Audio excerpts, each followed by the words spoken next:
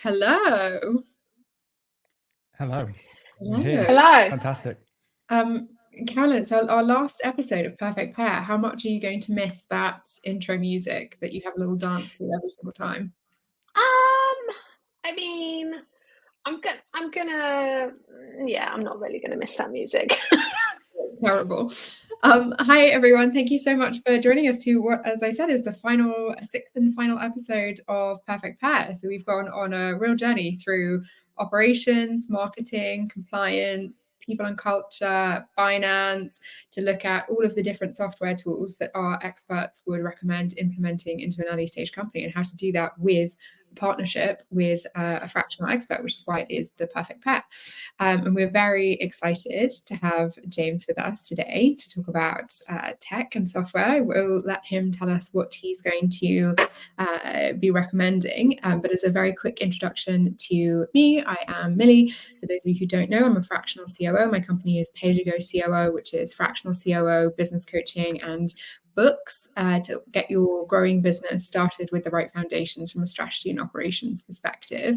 And co-host of Perfect Pair is Caroline. Yeah, so I am fractional CMO and marketing coach. I've been freelancing fractionaling for 10 years. So this year is the 10th anniversary. So something to celebrate, I think. So I work with small and medium-sized businesses who are kind of just taking their first foray into properly developing their marketing strategy, rather than just sort of kind of like piecing it together. And we are delighted to be joined today by James Conroy-Finn, who can tell you all about himself, but he is a CTO and coach. So over to you, James. Thank you for that wonderful introduction. Thank you for having me. Quick introduction for anyone who doesn't know me. My background's originally physics. I did about a decade in startups, technology leadership, CTO, founding type roles. I've been hands-on throughout my career, building software, building tools. I've been in the process of selecting tools at various companies. And since about 2016, I've had my own company where I do a mixture of fractional CTO work and coaching work, typically with other engineering leaders, maybe people who are stepping into a CTO role for the first time. Awesome. That sounds amazing. And I feel like that's an unusual combination that you wouldn't normally get a CTO then coaching in that sector. So that in itself is a standout for me. I have heard a few times that it's unusual that you have somebody who gets the technology but is interested in the people as well. And it's a big part of what I do with my coaching work, helping people who have been maybe slightly obsessed with technology and solving these sorts of problems, realizing actually that human beings are far more fascinating. The problems that you get to solve with people are so much more in depth and novel. I think it aligns a little bit with what I'm going to maybe talk about, so I won't jump too far ahead. Okay, sorry, that was me. No, I was just fascinated that you were a CTO and a coach. I think that's amazing. So no, I think it's as the COO in early stage companies, like I'm often the person who's integrating different departments together, and often the department that I spend the most work on integrating is the tech side of things, because there isn't someone who, like, I don't mean it to seem like a really sweeping generalization about the sorts of personalities that are attracted to software roles, but I think it's a sweeping generalization for a reason, and I often find myself having to find a common language for all the different departments, and it's often that area. And to find someone who's a CTO and also can do that people integration side of things is super exciting. So we're really glad to have you on the show with us. I can't wait to hear your thoughts. Yeah, looking forward to sharing. Yeah, okay. So why don't you then, James, put us out of our misery and end the suspense of what tool you're going to talk about today? I don't know whether or not it will assuage misery, but I mean, it was a fantastic question.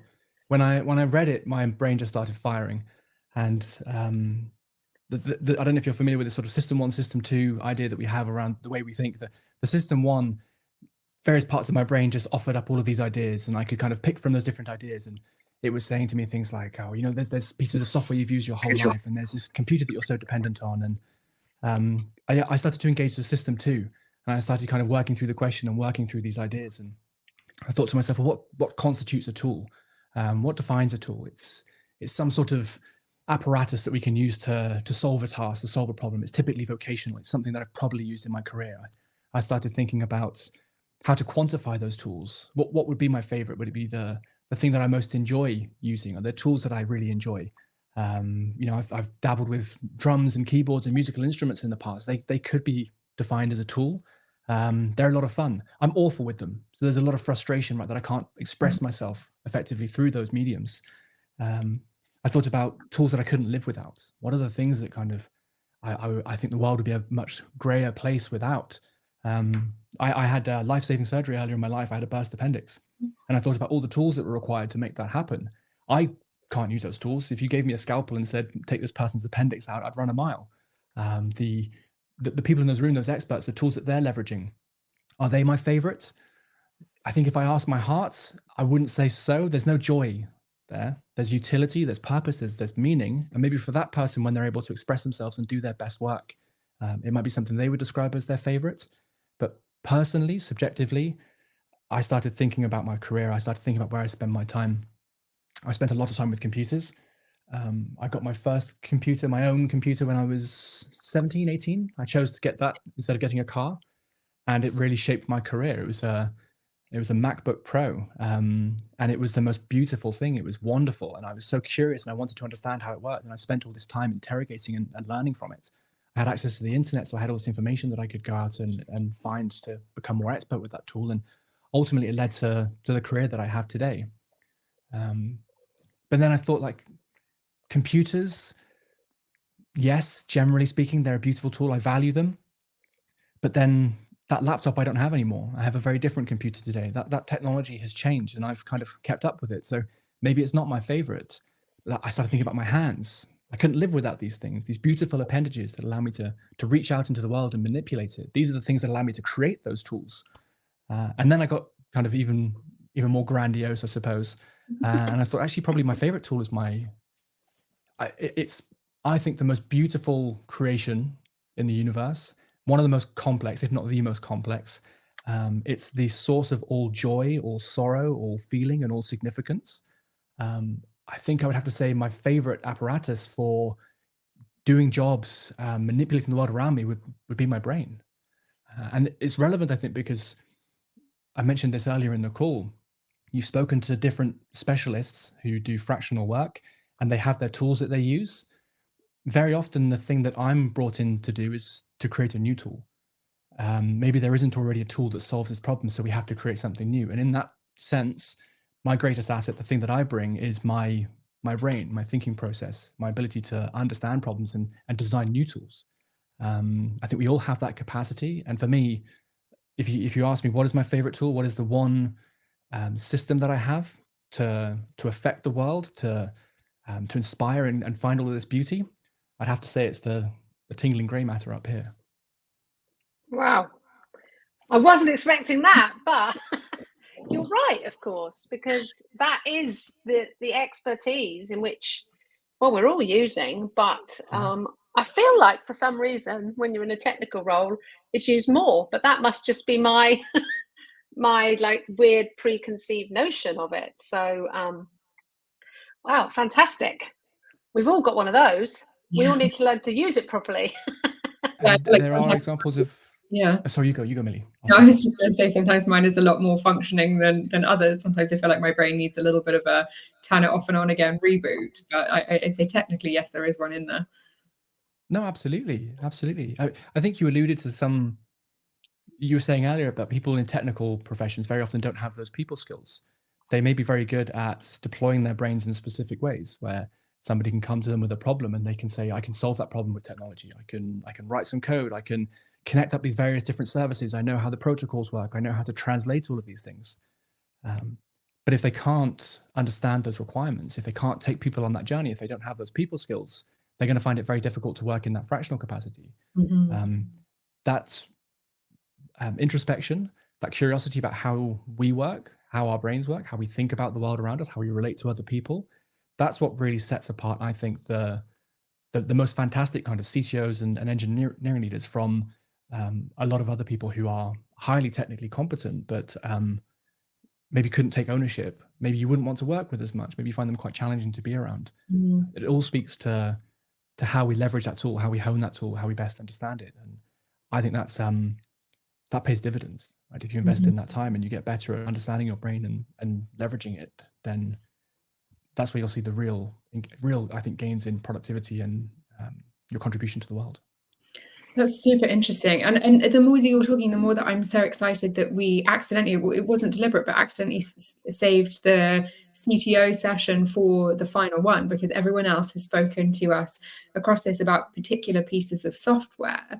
And you know, we're talking about software brilliance and how to get the most out of software. But really what you're telling us here is how to get the most out of a software developer, how to get the most out of an entire software team, how to get the most out of, I don't know, would you, from a philosophical perspective, would you class a brain as hardware or software? I think that's a question for a lot of reflection, because yes, it is a physical thing, but the you and your brain and the way that you process things is a combination of things that is much more intangible. So I think my first question for you, well, actually, my first point would be very sad also that you didn't show up with a drum kit to show us that as a tool and to give us no. Maybe next time. My first question would be, I'm assuming from your mention of System 1 and System 2 thinking that you're a fan of Kahneman and his Nobel Prize winning work. It's one of my favorite books that I've ever read, is Thinking Fast and Slow. And I found it really transformational for me thinking about my own bias. And a lot of the work that I do is about uncovering unconscious bias in an organization and helping people to be able to navigate that. So I think my first question would be, but what are the most common heuristic mistakes that you see people making interacting with a software team, particularly in the context of an earlier stage business that's maybe working fractionally? Like, what are the assumptions that we make as non-tech people about working with tech people? How are we not unlocking our brains in the right way to be able to work with those people, because we're allowing, I can never remember which one is System 1 and which one is System 2, but the lazy, quick, your unconscious system, we're relying on that too much. Like, what do you see as the most common mistakes there, and how can we be better people working and get the most out of those teams? I mean, it always comes down to communication fundamentally.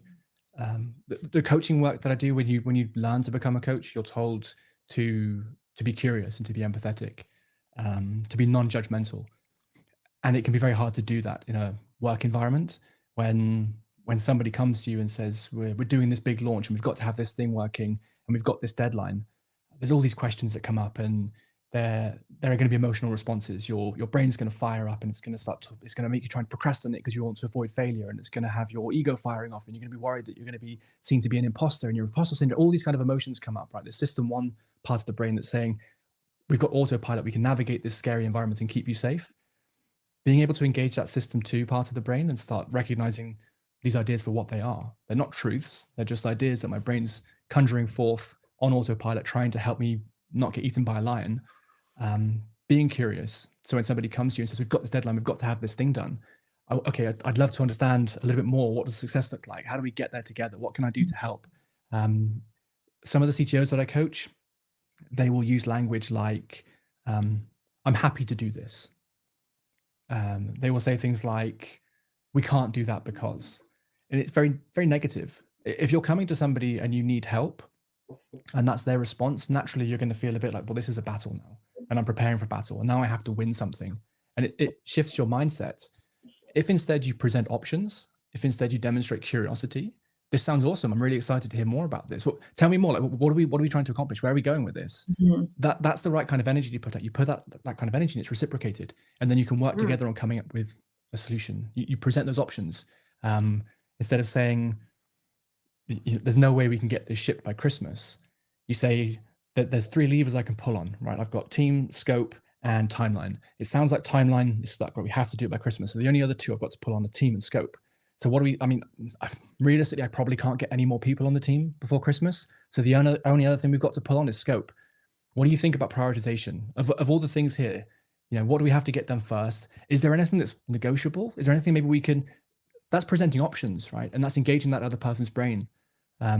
I think in a lot of the conversations I've been a part of in the past, a lot of the coaching calls that I have with engineering leaders, they shift that mindset. They don't maybe have that approach. It does come down to communication. It's about recognizing we're on a team. We're trying to get somewhere together.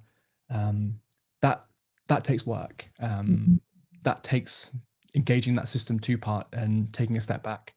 I'm still guilty of it. I've been slacking. A friend of mine, we're working on a little startup at the moment, and there's a lot that gets lost in translation. And just jumping on a call and actually having a conversation and realizing that we're both human beings and we're trying to get somewhere together, and having that conversation, that candid conversation, we made so much more progress in a 15-minute, 20-minute call than we had done in hundreds of Slack messages. Yeah, I think you've nailed exactly what I was thinking about there, where I was saying about connecting the different sections of the organization and finding that common language. Because you said, what does success look like? And that's always the thing that I bring into an organization, that your lingua franca is your quant. Your lingua franca isn't something that isn't subjective. If you're all approaching it from different disciplines and you're all thinking about through your own bias and using your own system one thinking and your own perspectives on the world, you're always going to be coming at it from a different perspective to other people. And I think, as you said, that what does success look like quantitatively? What are you trying to achieve here? What is the deadline? What does good look like? My stickers that I made for Operations Nation conference have quantitative is communicative as one of them on there, because quantitative is communicative. You nailed it exactly right there. The definition of success, it's when a CEO or a founder comes to me and I say, what are you trying to achieve in this organization? And they say, we want to be the market leading, we want to be the best, we want to make sure, but what's that actually mean? Give me a revenue number. I'll break that down into a strategy for you. Give me a thing that you want to do. I will turn that into a quant, because then everyone in the organization with their different approaches, their different perspectives, can understand actually what we're trying to do here. And I love what you're saying there. Exactly. Couldn't agree more. I often find that certainly with businesses I work with, and you touched on it a little bit in terms of everybody in the organization is got different requirements, right? And I often get asked by clients to talk to the tech team because they can't communicate with them, right? The sales team obviously a classic for that. But different people of the organization, they say to me, well, they're talking a different language. I can't make sense of what they're talking about. We're just clashing. So I'm often used as a bit of a, I'm not going to say referee, but translator of this is what the business wants, and this is what the tech team are telling you can do or not do. And it's often seen, I think, sometimes a bit of sort of battling against each other. And it's precisely because of this lack of clarity, I think, and lack of communication.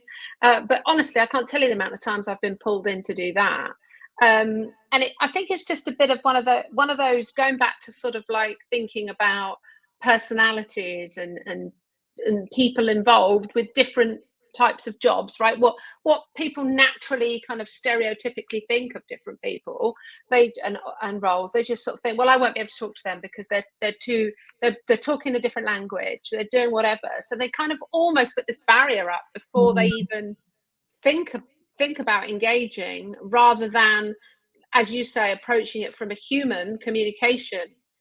You all want to move towards the same thing, but somehow everybody gets messed up with tech, really messed up. And I don't know how we, aside from what you're suggesting, how we instill in people how they move that forward.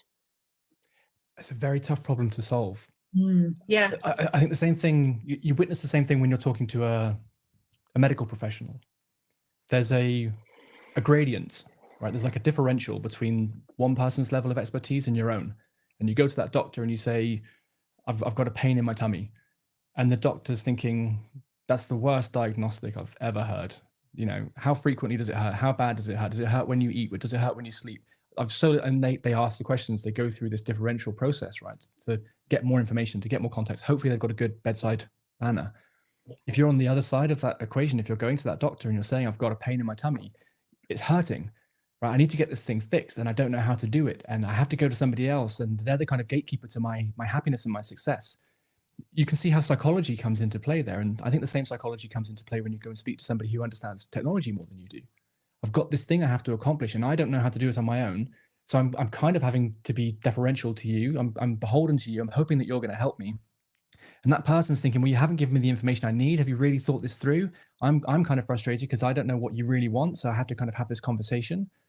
We need a lot of patience. We need a lot of empathy to go through that process and get to a point where we've got the rigor. Because I think one of the reasons why in technology we struggle is that computers are very unforgiving. They are not intuitive. You can't go to a computer, even with a language model, you can't go to a computer and say, hey, I want to launch a website, and it just poofs, the thing that you're imagining. You have to really sit down and define every single little minute detail. And if you don't specify something, you've got to basically put something in there and say, hey, this is unspecified. If it happens, blow up. That process of going from human thought, which is often very nebulous, very expansive, very deeply connected, and very hard to translate from something up here to something that's coming out of our mouths. Going from that to something that a glorified lump of silicon can execute is quite the process. So it's no wonder that we find it difficult.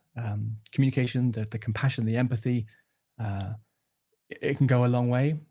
Then often I say, when you have these sorts of problems, you need to look at the environment more than the people. So, if people are under tight deadlines, if people maybe don't have the environment that they need to be successful, it's going to make these conversations harder. So there are things we can do to help, but I'll hold my hands up and say I've yet to find a silver bullet. There isn't a unique process that you can just roll out to make all of this stuff work. It's a people problem. It's about taking people on that journey, creating the right environments, probably coaching people to make sure they've got the right skills to have these sorts of conversations. It's a multifaceted problem to solve, which is why I think fractionals like ourselves are often brought in to try and help with something like that.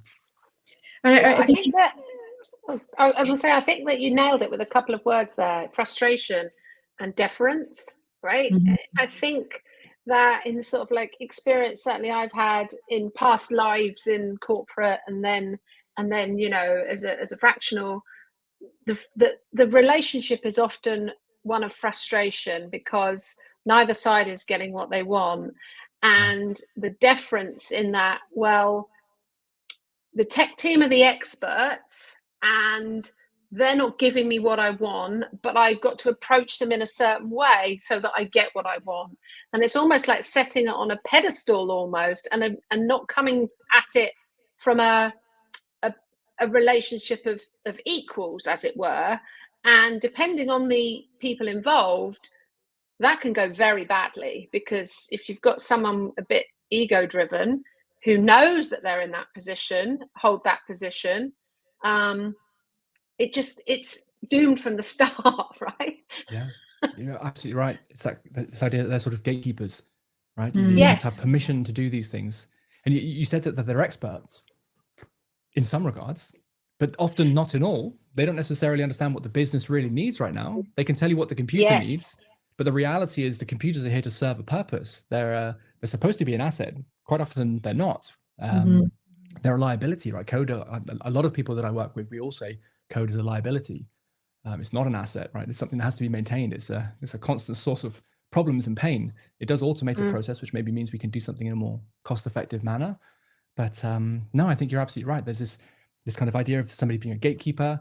If they do start thinking of themselves as an expert, I get to decide what we do and what we don't. It creates all sorts of terrible social hierarchies and dynamics that are toxic for any team.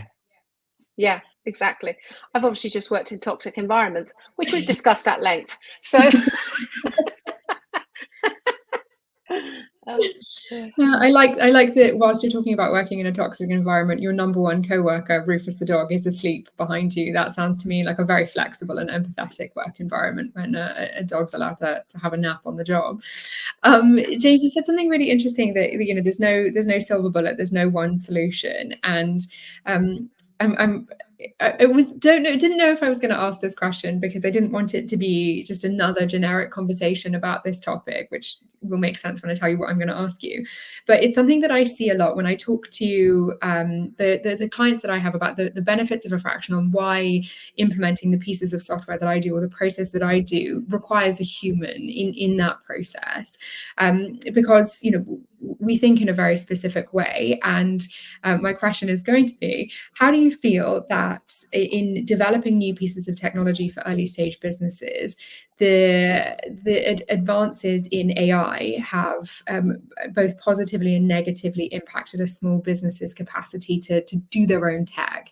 Because I find that it's things like the tool that I spoke about in my session for Perfect Pet, which is operations, is Asana. And, I see a lot of organizations that say, oh, we have a project management system. I'm like, sure, but you're not using it. You haven't had someone who's come in and said, this is how you should set this up. This is how you should think about operationalizing your strategy, which is all a project management tool should be. It's about operationalizing the strategy, but you have to have that strategy first. And there's a lot of now new AI integrations with Asana that will say, why don't I rewrite this for you? Or why don't I generate this project for you? You don't know the human communication element of strategy that this tool is helping us to navigate. So no, AI, I do not want you to write this for me. Like, every single tool that I have now has an AI feature of like, why don't I redo this for you? I'm like, because you're not human. You don't know the humanity that I'm trying to convey here. Like, I know that's quite a broad question, but how do you feel that AI and its prevalence in software, and especially as a corner cutting or cost cutting tool in an earlier stage organization, like how is that impacting what we're doing? It is a fascinating question, and one that I think we could probably speak about for hours. So that there are applications of AI within software engineering. There are applications within the wider organization. Language models themselves are fundamentally systems that can reasonably well estimate some function, and they can take any input and generate any output, any kind of regular input or output. There are interesting applications for tasks that otherwise would be very difficult for a computer programmer, for a person to carry out. Things like generating video. If you want to generate a virtual avatar of somebody, doing that in any kind of traditional way with technology is impractical. So there are use cases for it where it does have an advantage. As time progresses, these systems will get better at approximating these functions. And in my mind, that means we have another one of these, I don't necessarily want to say an inflection point, but another step in our technological progression. I mean, I'm old enough to remember a time before we had Google. When I was a teenager, we were just about getting mobile phones. I had one of these Nokia brick things. It wasn't a color screen. It didn't have polyphonic ringtones. You could play Snake on it. Yeah. My life has changed immensely because I have this pocket computer now, which has access to the internet, which allows me to join video calls, send emails, whatever else. I've had to adapt to that. I can't realistically not have a phone. I need it for banking. I need it for identifying myself. You remember during lockdown, you had to have like a little NHS app, right? You've got to have this thing with you now. To me, the use of language models, AI, is much the same. We'll see this technology start to settle down. We're in a bit of a hype cycle, which is why everybody's adding it everywhere. And a lot of the use cases maybe aren't valid and probably aren't going to be around indefinitely. And over time, we'll see some steady state emerge, and we will probably have we'll have chips that are optimized for performing these sorts of tasks, and we will use them for various bits and pieces. Maybe it will be, the answer phone. When somebody calls you up, your phone will answer automatically, and it'll be able to filter your call out for you. It will just be something that we kind of take for granted. It'll be part and parcel. I think to your point about human beings being in the loop, there are some tasks where human beings won't need to be in the loop anymore.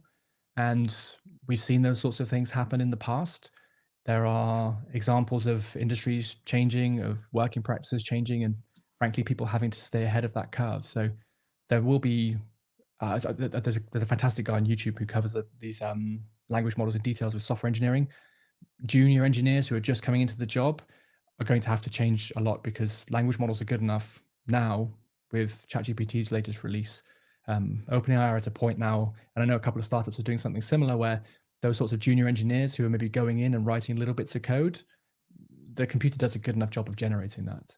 It still takes a human being to understand what we're going to do with it, understand how we're going to deploy it. We're not at a point where those language models can go into a large code base and make sweeping changes.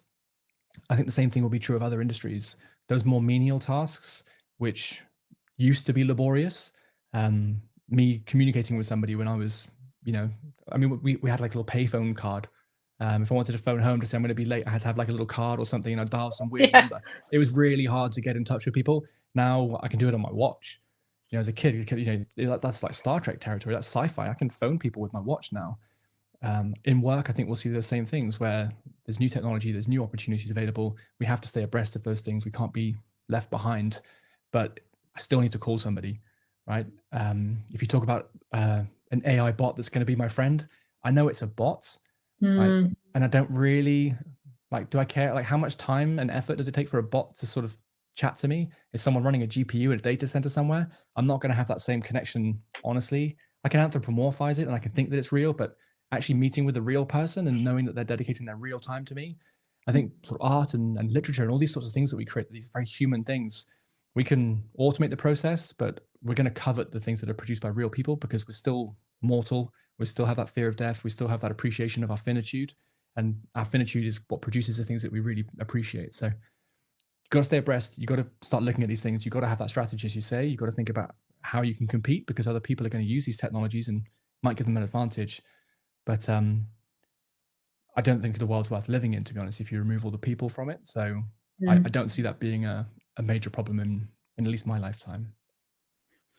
And I to go back again to what you were saying about the system 1, system 2 thinking, like from my understanding, and bear in mind, I have a very layperson's understanding of how LLMs actually generate content. But from as I understand it, it's based on probability, based on the likelihood that a token has come with other tokens previously. So if you ask it a question, you know, it will say it's the majority of answers have this, and so I'm going to tell you this.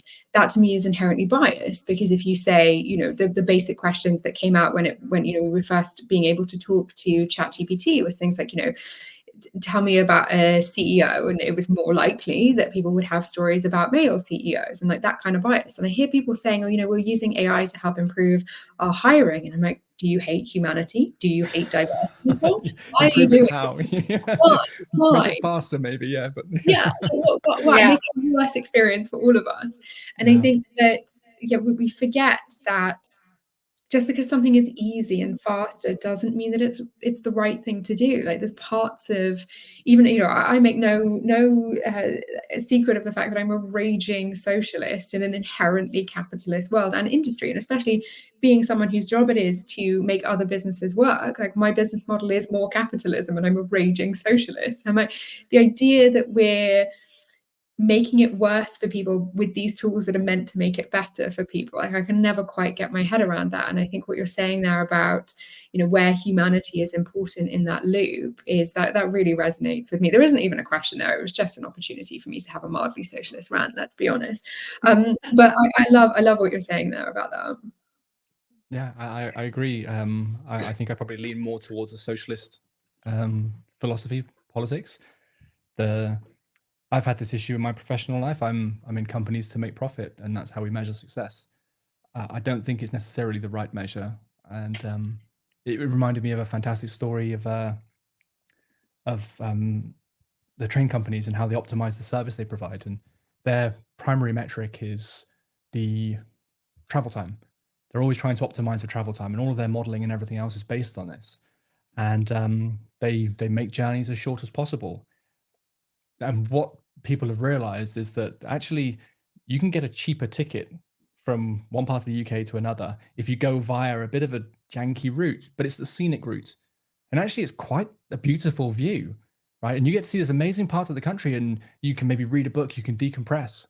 When they went and interviewed people about their commutes, a lot of these people said, I don't want to eliminate the commute entirely. I don't. When I go in and out of London, I get to read books. I'm reading a fantastic book on consciousness right now, and it's the only time I get to do it. I love that time. What I don't like about it is when I can't get a seat. Right? What I don't like about it is when it's too hot or it's too cold. What I don't like about it is when it's pouring with rain and I get soaked and I have to sit there shivering. You know, I want to be comfortable. I don't want the time to be reduced. But quantifying that human experience, the fact that I enjoy it, that I like it, is very hard.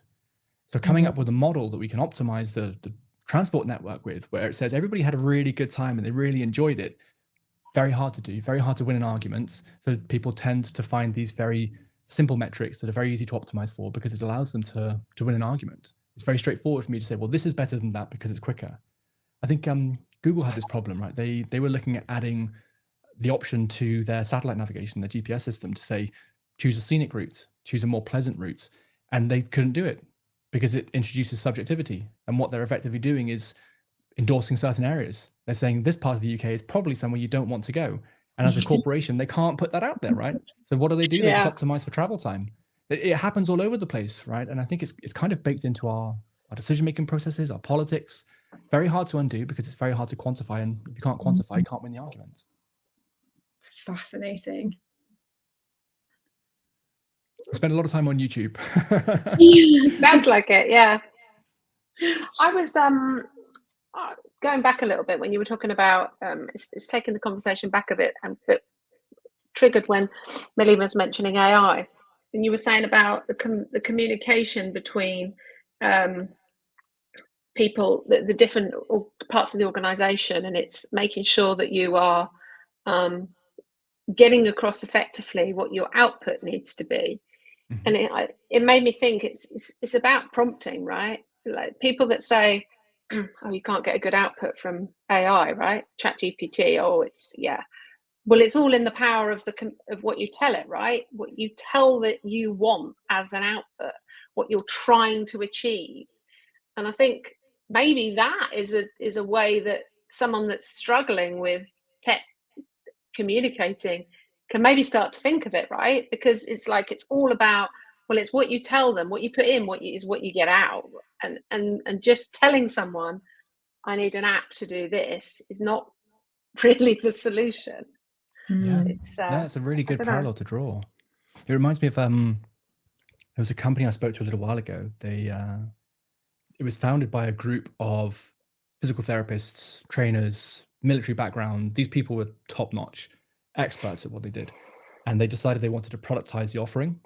So they went out and they found a development agency, and they paid them, I think they spent, it was hundreds of thousands of pounds building this app. And they showed me the app, and you go in there and there was this table view of all the sort of categories of exercise you might do. I didn't really recognize a lot of the names, say like shoulder or something. I know what a shoulder is. You go into shoulder and it would talk about these exercises, and it's like this flexor thing and whatever. And again, I don't really know what that is. And when you tap on that, you've got this 3D model. They've done this really fancy kind of 3D modeling of this sort of futuristic looking robot doing all these kind of moves so you could see everything and rotate it all around. They had missed the unique selling point, right? That all of their customers care about. When I go to this person, I say to them, my shoulder hurts. And they ask you some questions about that, right? This is kind of prompt engineering thing, right? And we get to the point where it can generate the output and it says, James, you need to do these exercises and you need to do them 3 times a day and you need to do this and you need to do that. And they put together the personalized plan. When they went to that agency and they said, look, we're experts and we know all these exercises and everything else, the prompt they gave to those people is, I've got this inventory of all these exercises and this is how I classify them. And the development agency built them a system to classify all those exercises. That's not what their customers want, right? Their customers don't want to go through and look at a list of all your knowledge, all your information. Your customers want you to understand their needs and come up with a tailored process. It's that prompt engineering thing again. So when they came to me and they said this and I saw their product, immediately I just thought, well, you built the wrong thing and you spent £700,000 doing it. I'm devastated. I wish I'd met you a few months ago because I could have told you, you don't need that. Maybe they could have used a language model. They could have used some RAG, right? They could have represented all this information, put a little bit in there, and they could go to a language model and it could understand and it could do the retrieval and then say, hey, here's a personalized plan for you. The prompt engineering that went wrong there is around product strategy, right? Not understanding what your customer need is. And you go to that technology team and you say, hey, I'm an expert, and that technology team isn't really product minded enough, so they don't ask the right questions. So now I think you're bang on the money, Caroline, right? It's all about that prompt engineering. It's all about getting the right message across. It's about finding that deeper understanding so that we can come up with the right solution. And it's a hard thing to do, right? And touch wood, hopefully another company's not going to make that same mistake, but I mean, it's probably inevitable, right? But I think you say something that really triggered a thought there for me, because it goes back to what you were saying at the very beginning of our conversation about communication. Like for me, good strategy is human prompt engineering. So it's asking people what you want as an outcome, and it's showing them what good looks like as an output and what you need is for them to complete as the inputs into it. That communication is designed to get your outcome. It's designed to get the thing that you want, and what you put in is what you get out. And I think we don't spend enough time in organizations. Well, I do, because it's the entire of my job, but a lot of organizations that I work with don't spend enough time thinking about how communication is a primer for success. And I think if you're, especially in our profit-driven world where we're now thinking more about, how do we cut costs, how do we get more out of things, or we don't have time to be having conversations with people. And I will die on the hill of the fact that employee engagement and employee retention is a profitability driver. It's far more expensive to replace people than it is to just keep and grow your people. So, if you're thinking about communication is something that in my mind drives good culture. Good culture is a reason that people stay. It costs you less money. Communication is a profitability driver. Right? That's not a hard journey for my brain to make there. And I think, we spend a lot of time setting up systems and setting up processes, and we're talking about how you get the right out of your AI for doing it. But what about if you were just prompt engineering your people more and thinking about how you get the best out of them? And you would maybe engineer your prompts in a different way for different tools. You've got different personalities, different departments, different ways of thinking about things. And I really love that as a metaphor because there's nothing that I can't turn into a conversation about strategy and why you need a better strategy. But I love this as a metaphor for organizational strategy being a communication driver, being a profitability driver. And I really love that thought process that you've taken us on there through that explanation of AI being the same that you get from humans. Yeah, I think you're yeah, it definitely resonates with me. It's if there's a book that it reminds me of. In this book, they have this example of people who are designing office spaces, and we tend to default to these sort of Gestalt principles, right? When we go into a big empty space, we think, I want it to be beautiful. And what does beauty look like? Everything's symmetrical and it's ordered and it's neat and it's fantastic. And you set up the space and it's empty and there's nobody in it. And then suddenly the people come in and it just doesn't work for them because they can't talk to the person that they need to. The person they need to meet with is over there now all of a sudden. There are offices where we've had people with wheels on the bottom of their desk as well as their chairs, so they could move together and congregate. It's a lot more like a natural process. If you look at sort of bacterial colonies, the way sort of nature does these things, it does a bottom-up approach rather than a top-down. Those same ideas are really messy. You walk into that office and there's just people everywhere and stuff everywhere and it's horrible and it's what's going on in here.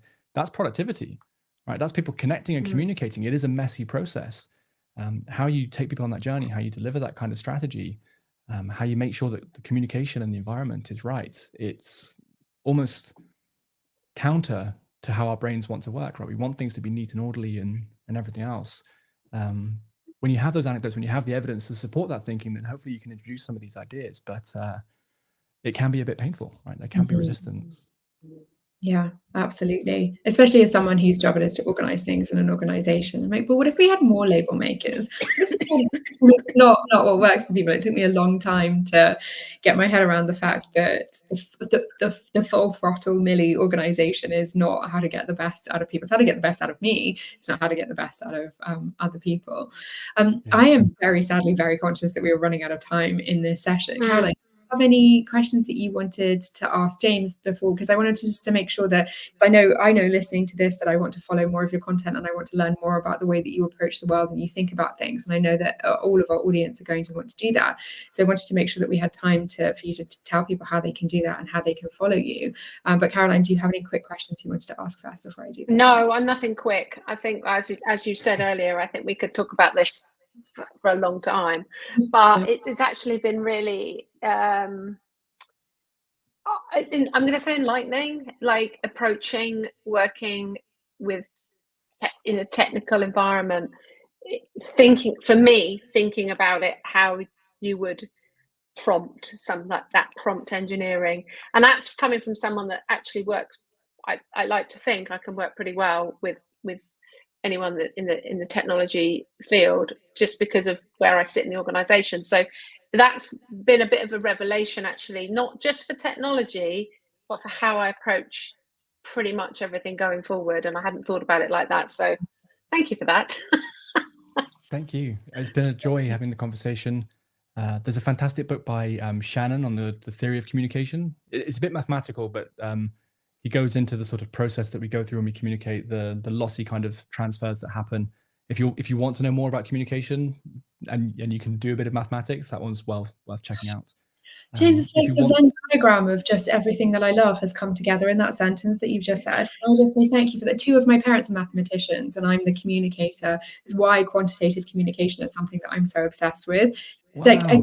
I cannot tell you how much I wish this conversation was going on for 5 hours after you just...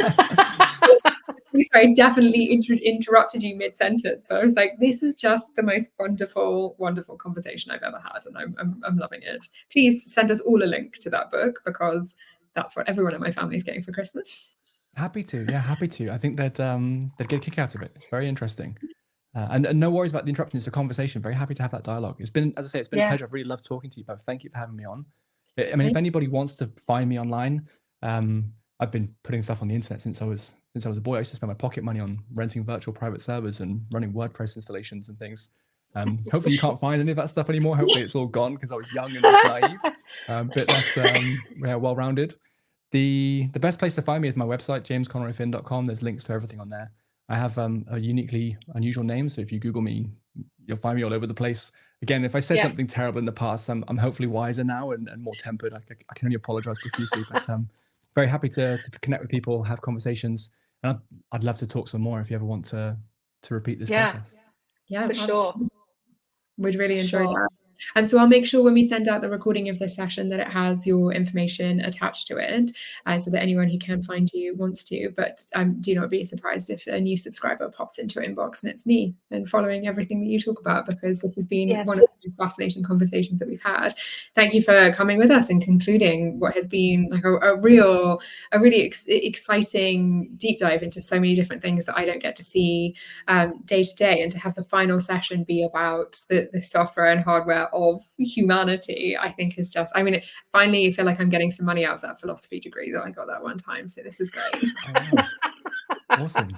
I'm a big fan of philosophy. We definitely need to talk again. Yeah, for sure. So I will wish everyone a wonderful, wonderful rest of the day. And yeah, we'll send out James's information and we'll conclude Perfect Pair. Caroline, thank you for being the dream partner in this webinar series. I can't believe we've done all 6 episodes. I can't believe, well, I mean, I can believe you finished the project. I can't believe I finished the project. I do love ticking things off. I think that the reason I finished something is because of Millie. So thank you very much. You're very welcome. We'll have a wonderful day, everyone. Thank you so much. We'll see you later. Bye.